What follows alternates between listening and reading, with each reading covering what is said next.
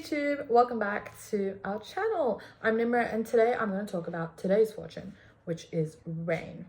Now rain, it's either something you love or you hate. I feel like most people I talk to often detest rain, which makes me really sad because I personally love rain. I love it when it rains. Now when I was a kid, I used to think that rain was caused by God crying. I feel like that was such a common thought we all had as kids. And I think the ancient Greeks used to think that rain was caused by Zeus, which is a pretty reasonable thought for the time.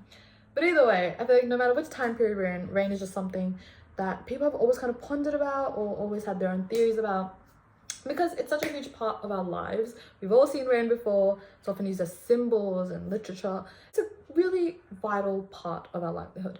And now with like more scientific advancement, we obviously have a clearer picture of what causes rain.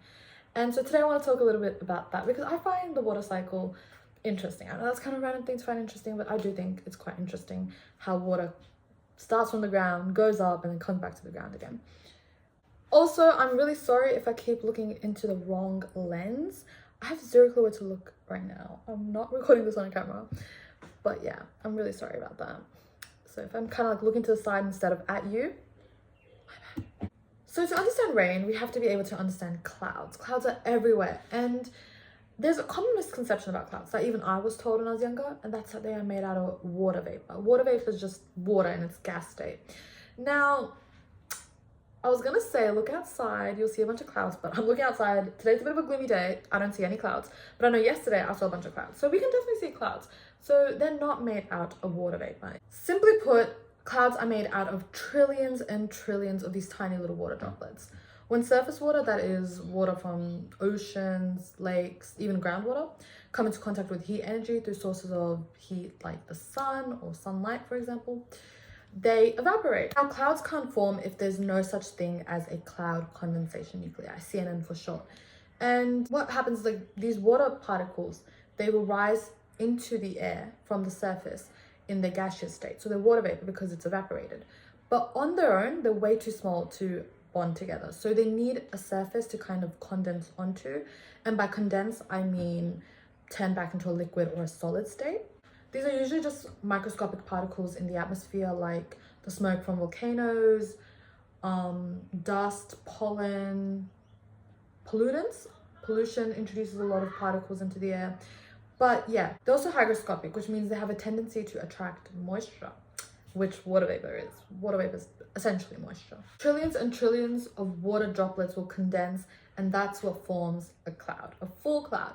So at its essence, a cloud is technically just trillions and trillions of water droplets, and at its very core, you can say it's its cloud condensation nuclei. We usually would just say that a cloud droplet is a water droplet, or full of water droplets. Under wind, clouds will move, and within them, the trillions and trillions of water droplets will also move around, they will collide, and they will bump into each other. And when they collide and bump into each other, they form denser and heavier water droplets.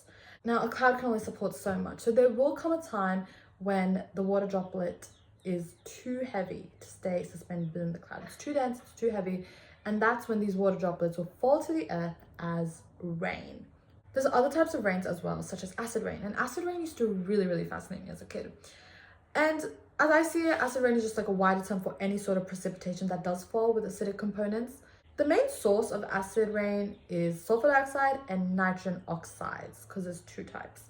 And these are primarily produced through the burning of fossil fuels, and they can travel major lengths through air and wind currents, affecting far more than just the origin of pollution. Sulfuric dioxide and nitrogen oxides can also be present in the earth or in the atmosphere through natural occurrences like volcanic eruptions, but it's rare. They're mainly produced through the burning of fossil fuels.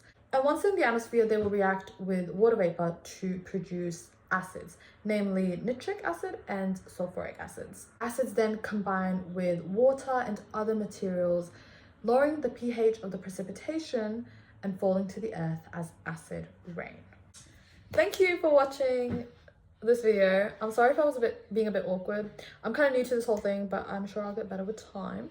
And if you learned something new, please leave a comment, or if you just like this video, or if you have any more suggestions, or you felt like something was wrong, please do leave a comment because I'm more than willing to improve. Anyways, thanks so much, and I'll see you whenever I see you next. Bye.